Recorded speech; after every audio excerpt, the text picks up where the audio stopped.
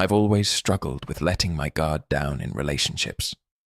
Every time I get close to someone, there's this overwhelming fear that if I show my true emotions, I'll be judged, hurt, or even abandoned. I've built walls to protect myself, but deep down, I know they also keep me from experiencing real connection and love.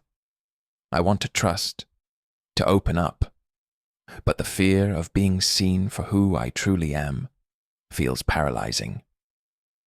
Wisdom: how to overcome fear of vulnerability in relationships.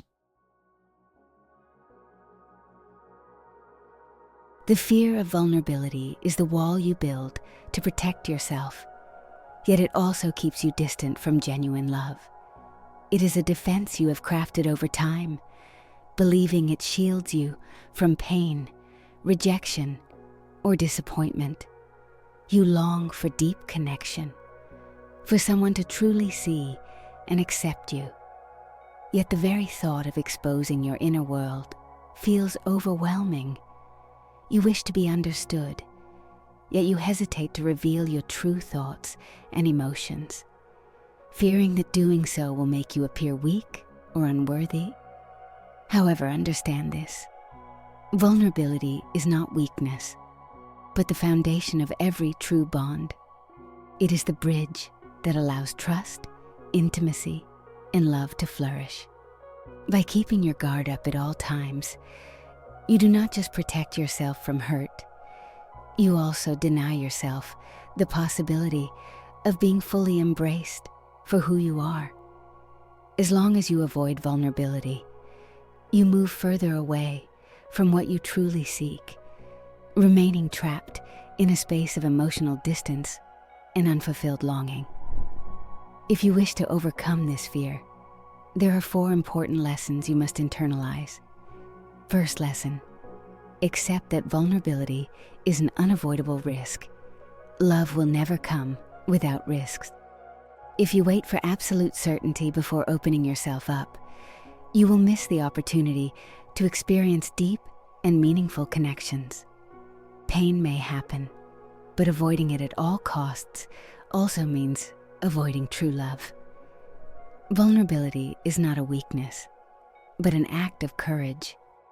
It is about making space for someone to see you as you truly are, without masks or defenses. Those who accept that risk as part of the journey are better prepared to find authentic relationships because they do not cling to the illusion of absolute control over their emotions or how they will be received. Second lesson: understand that hiding also brings suffering. You may believe that protecting yourself from judgment and rejection will keep you safe, but that protection comes at a high price. Loneliness. Building walls to prevent others from seeing you fully might save you from temporary pain, but in the long run, it makes you feel invisible and disconnected. Loneliness is not just the absence of company, it is the absence of genuine connection. When you hide yourself, you deprive yourself of the possibility of being accepted and understood by someone who could truly see your essence. The pain of rejection can be intense, but the pain of never being truly seen is far greater. Third lesson: recognize that being truly seen is liberating. When you allow yourself to be vulnerable, you discover that not everyone will reject you. On the contrary, those who truly matter will stay. Being accepted for who you truly are brings immense relief, as it eliminates the exhausting need to constantly maintain appearances or hide your struggles. Often what we fear revealing the most is precisely what makes us human and closer to others. Someone who loves you only for what you hide does not truly love you, but rather the illusion you project. But those who remain when you reveal yourself entirely are the ones truly worth keeping close. Fourth lesson: learn to trust gradually. Vulnerability does not mean exposing yourself completely all at once. Trust is a process that is built over time through small gestures and genuine exchanges. Just as no one dives into unknown waters without first feeling the temperature, you do not need to open your heart all at once.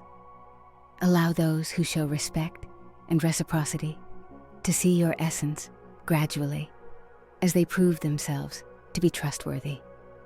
Trust is not a leap into the dark, but a path that unfolds step by step, where each small step reinforces the certainty that you are surrounded by the right people. Now, allow me to share a parable that perfectly illustrates what I mean. The parable of the shell and the current. There was a small shell clinging tightly to the rocks at the bottom of the ocean. It held on with all its strength, afraid of being carried away by the current. If I let go, it thought, I will be dragged into the unknown and may be shattered against the rocks. The current, which passed by every day, whispered to the shell, "Come with me. I will take you to places you have never imagined." But the shell resisted, fearing uncertainty. One day, a powerful sea storm shook the ocean, and despite its resistance, the shell was torn away from the rock. In panic, it was carried by the current, spinning and being pushed far away. But to its surprise, instead of being destroyed, it found a new home in calmer, crystal-clear waters, where life was abundant and beautiful. The shell then realized that its resistance had, for so long, kept it from discovering a world much greater than the small rock it had been holding on to. You are like that shell. As long as you cling to fear, believing that vulnerability will lead to destruction, you will miss the chance to experience moments that could enrich your life. The current of life will always flow. You can fight against it and remain stuck to your rock, or you can trust that by letting go, you will discover something far greater than your fear ever allowed you to see. Now, I want to hear from you. What is the biggest challenge that prevents you from being vulnerable in a relationship? Share your thoughts in the comments below. If this message resonated with you, subscribe to the channel to continue this journey of growth and learning. May your courage be greater than your fear, and may your freedom be stronger than your doubts.